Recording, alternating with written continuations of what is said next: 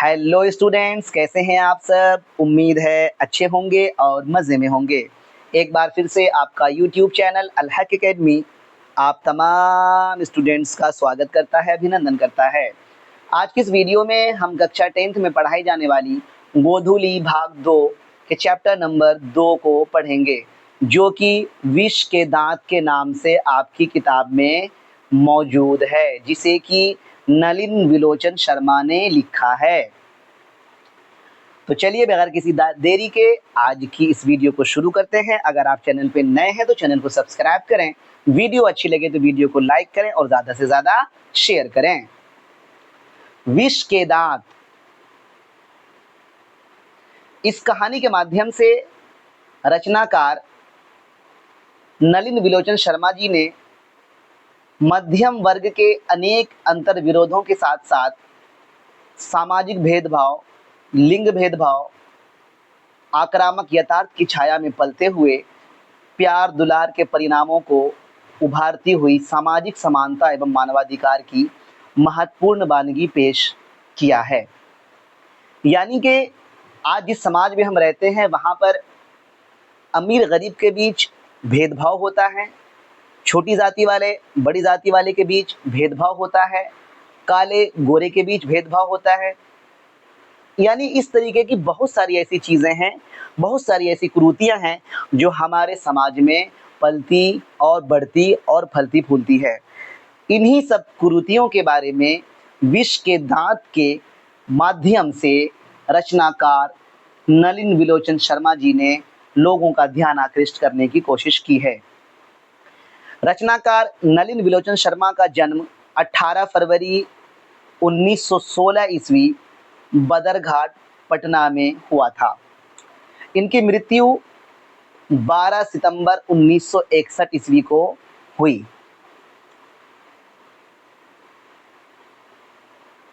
इनकी कुछ अन्य कृतियां भी हैं, यानी कि विष के दांत के अलावा इन्होंने और भी कहानियां लिखी हैं, जिसमें सर्वप्रमुख दृष्टिकोण, साहित्य का इतिहास दर्शन, मानदंड, आलोचनात्मक ग्रंथ इत्यादि सम्मिलित है। तो ये अभी हमने आपके चैप्टर के बारे में जाना, चैप्टर के रचनाकार के बारे में जाना और इस चैप्टर के माध्यम से रचनाकार आप तक क्या बातें पहुंचाना चाहते हैं इसको भी जाना। अब बारी आती है आज के वस्तुनिष्ठ प्रश्नोत्तरी की। सबसे पहले मैं आप स्टूडेंट्स को ये बात ज़रूर बताना चाहूँगा कि ये वो क्वेश्चंस हैं जो कि बहुत ही ज़्यादा महत्वपूर्ण हैं और आपके आने वाले बोर्ड एग्ज़ाम में हर हाल में पूछे जा सकते हैं। आज की वीडियो का पहला प्रश्न है, किसके अनुसार सेनों ने सिद्धांतों को भी बदल लिया था? बेटियों के अनुसार, खोखा के अनुसार, मदन के अनुसार या ऑप्शन नंबर डी गिरधर के अनुसार? तो इसका आंसर बी बिल्कुल सही हो जाएगा, खोखा के अनुसार। ये 2018 में पूछा गया प्रश्न है। अगला प्रश्न देखते हैं, क्वेश्चन नंबर 2। ऐसे ही लड़के आगे चलकर गुंडे, चोर, डाकू बनते हैं, ये पंक्ति कहानी के किस पात्र ने कही है? अगर आपने कहानी को पढ़ा होगा तो आपको ये आंसर ज़रूर मालूम होगा कि सेन साहब की धर्मपत्नी ने कही थी, गिरधर ने कही थी, सेन साहब ने खुद कही थी या शोफर ने कही थी। तो प्रश्न संख्या 2 का आंसर हो जाएगा सी, यानी कि सेन साहब ने ये बात कही थी।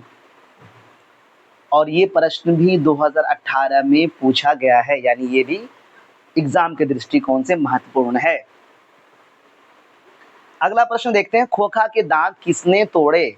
मदन ने, मदन के दोस्त ने, सेन साहब ने या फिर ऑप्शन डी गिरधर ने?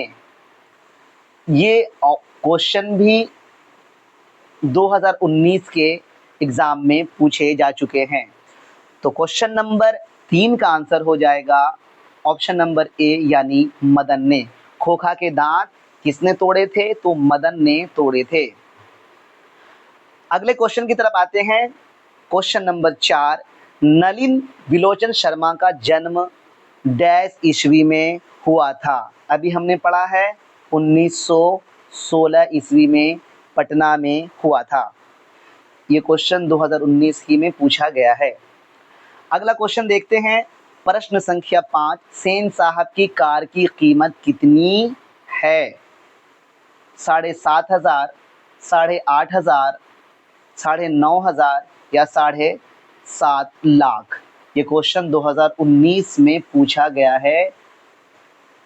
प्रश्न संख्या 5 का आंसर हो जाएगा 7,500। अगले क्वेश्चन की तरफ चलते हैं, यानी कि क्वेश्चन नंबर 6 की तरफ चलते हैं। सेन साहब की आंखों का तारा है, सेन साहब की आंखों का तारा है कार, खोखा, खोखी या फिर उपर्युक्त सभी? ये क्वेश्चन भी 2019 में पूछा गया है। तो प्रश्न संख्या 6 का आंसर हो जाएगा ऑप्शन नंबर बी यानी खोखा। अगला प्रश्न देखते हैं, मोटर को कोई खतरा हो सकता है तो डैश से? खोखा से, मदन से, सीमा से या शेफाली से? ये क्वेश्चन भी 2019 में पूछा गया है। ये सारे के सारे क्वेश्चंस वीवीआई हैं, आप इसको बिल्कुल अच्छे से देखेंगे, याद कर लेंगे। इनमें से कई क्वेश्चंस आपके एग्जाम में यानी 2026 के बोर्ड एग्जाम में पूछे जा सकते हैं। तो क्वेश्चन नंबर 7 का आंसर हो जाएगा ऑप्शन नंबर ए यानी खोखा। अगला प्रश्न है, विष के दांत कहानी के रचयिता कौन है? नलिन विलोचन शर्मा। ये तो आपको बिल्कुल मालूम होना चाहिए, ऑप्शन नंबर बी बिल्कुल सही हो जाएगा। अगला क्वेश्चन यानी कि क्वेश्चन संख्या 9 देखेंगे, सीमा, रजनी, आलो, शेफाली, आरती, पालो किसकी बहनें थी? ये क्वेश्चन 2020 में पूछा गया है। प्रश्न संख्या 9 का आंसर हो जाएगा खोखा की, यानी कि सीमा, रजनी, आलो, शेफाली, आरती, पालो खोखा की बहनें थी। अगले क्वेश्चन की तरफ आते हैं, मैं खोखा को इंजीनियर बनाने जा रहा हूं, ये कथन किनका है? मैं खोखा को इंजीनियर बनाने जा रहा हूं, ये कथन किसका है? ये 2021 में पूछा गया है। मोस्ट वीवीआई क्वेश्चन है, आपके आने वाले एग्जाम में पूछा जा सकता है। क्वेश्चन नंबर 10 का आंसर नंबर ए सही हो जाएगा, सेन साहब का। प्रश्न संख्या 11 देखते हैं, विष के दांत शीर्षक पाठ की विद्या है, यानी ये एक तरीके का क्या है? एक तरीके की कहानी है। ये 2019 और 2021 में पूछा गया है, 2 साल ये क्वेश्चन पूछे गए हैं। क्वेश्चन नंबर 12 की तरफ आते हैं, मदन के लिए क्या खाना मामूली बात थी? धुतकार, प्यार, मार या फटकार? 2021 में पूछा गया ये क्वेश्चन है। तो क्वेश्चन नंबर 12 का आंसर हो जाएगा ऑप्शन नंबर सी यानी मार। अगला क्वेश्चन देखते हैं, नलिन विलोचन शर्मा द्वारा लिखित कहानी निम्न में कौन है? ये तो आपको मालूम होना चाहिए, ऑप्शन नंबर सी बिल्कुल सही हो जाएगा, विष के दांत, जो कि आपका चैप्टर नंबर 2 है। ये 2021 में पूछा गया क्वेश्चन है। अगला क्वेश्चन देखते हैं, सेन साहब की 5 लड़कियां कैसी थीं? ये 2021 और 23 दोनों में पूछा गया क्वेश्चन है। तो प्रश्न संख्या 14 का आंसर हो जाएगा बी यानी कि नासमझ थी। 5 लड़कियां क्या थी? उद्दंड नहीं थी, मूर्ख नहीं थी, सुशील नहीं थी, बल्कि नासमझ थी।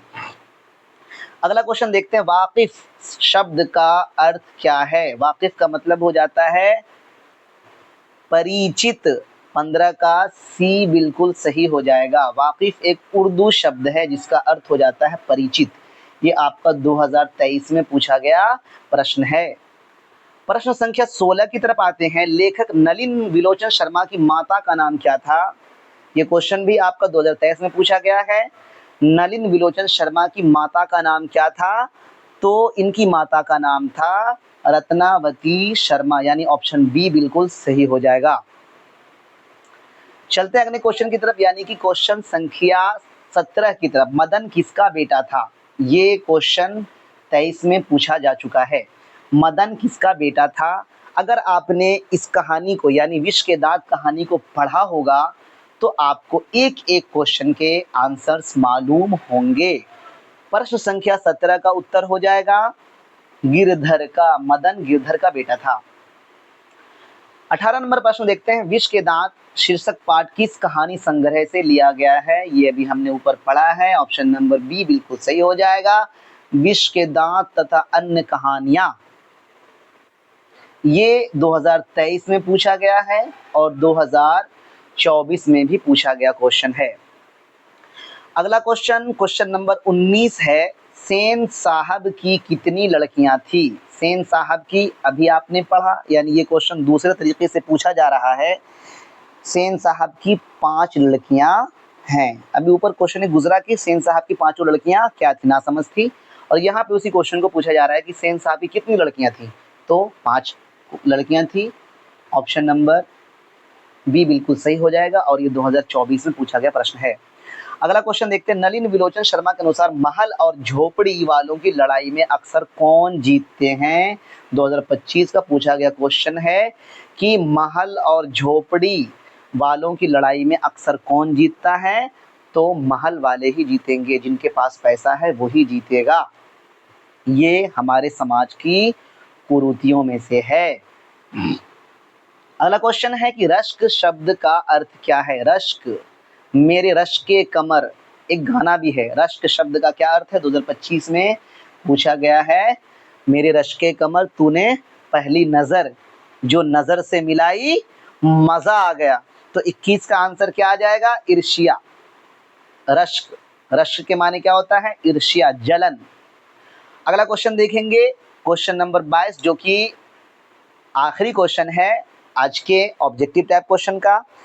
मदन पड़ोसियों के आवारागर्द छोकरों के साथ क्या कर रहा था?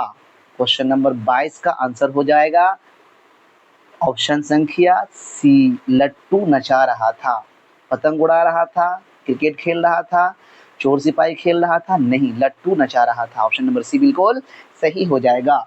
तो ये थे आपके वस्तुनिष्ठ प्रश्न जो कि आपने भी पढ़े। उम्मीद है आपको चीजें समझ में आ गई होंगी। अब बारी आती है लघु उत्तरीय प्रश्न की, जो कि मैं सिर्फ प्रश्न समझाऊंगा और आपको इसके नीचे आपको इन क्वेश्चंस के आंसर्स मिल जाएंगे, जहां से आपको क्वेश्चन को समझना है या फिर नोट्स बनाने हैं। लघु उत्तरीय प्रश्न में सबसे पहला प्रश्न है, विष के दांत कहानी के शीर्षक की सार्थकता स्पष्ट कीजिए। यानी ये कहानी किस उद्देश्य से लिखी गई थी, इसका क्या उद्देश्य था, इसका क्या परिणाम निकल सकता है, उसको आपको स्पष्ट करना है। इसका आंसर मैंने नीचे लिखा हुआ है, अब वहां से आंसर हासिल कर सकते हैं। ये 2016 में पूछा गया प्रश्न है। अगले क्वेश्चन की तरफ आते हैं। मदन और ड्राइवर के बीच के विवाद के द्वारा कहानीकार क्या बताना चाहता है? यानी कि इस कहानी में जो मदन और ड्राइवर के बीच जो लड़ाई हुई, विवाद जो हुआ, उस लड़ाई के जरिए कहानीकार यानी रचनाकार क्या कुछ बताना चाह रहे हैं, उसको आपको लिखना है और ये 2016 में पूछा गया प्रश्न है। अगला क्वेश्चन देखते हैं, क्वेश्चन नंबर 3। खोखा किन मामलों में अपवाद था? यानी खोखा क्या नहीं करता था? अपवाद था, वो नहीं ही करता था वो चीज। आंसर नीचे लिखा है और ये 2011, 14 और 19 में पूछा गया प्रश्न है, यानी कि ये वीवीआई और महत्वपूर्ण प्रश्न है। अगला क्वेश्चन देखते हैं, प्रश्न संख्या 4। मदन हक्का बक्का क्यों रह गया? 2021 का पूछा गया प्रश्न है। आंसर नीचे लिखा हुआ है।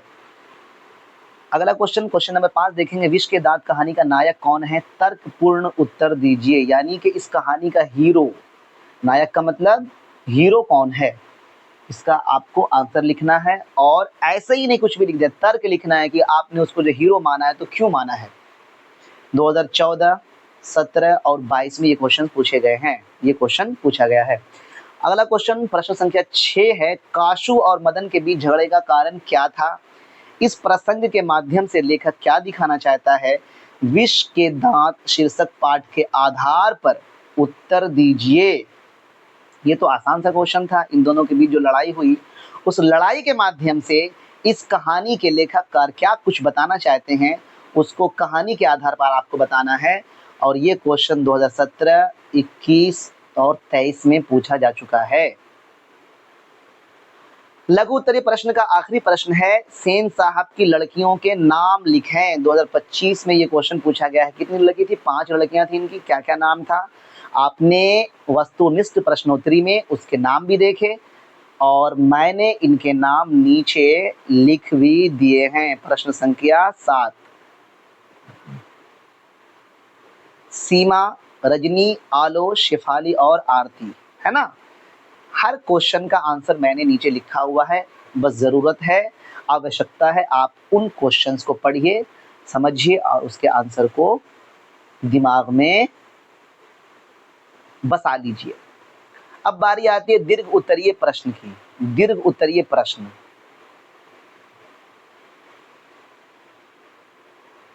दीर्घ उत्तरीय प्रश्न में सिर्फ एक प्रश्न है, विष के दांत कहानी का सारांश लिखिए।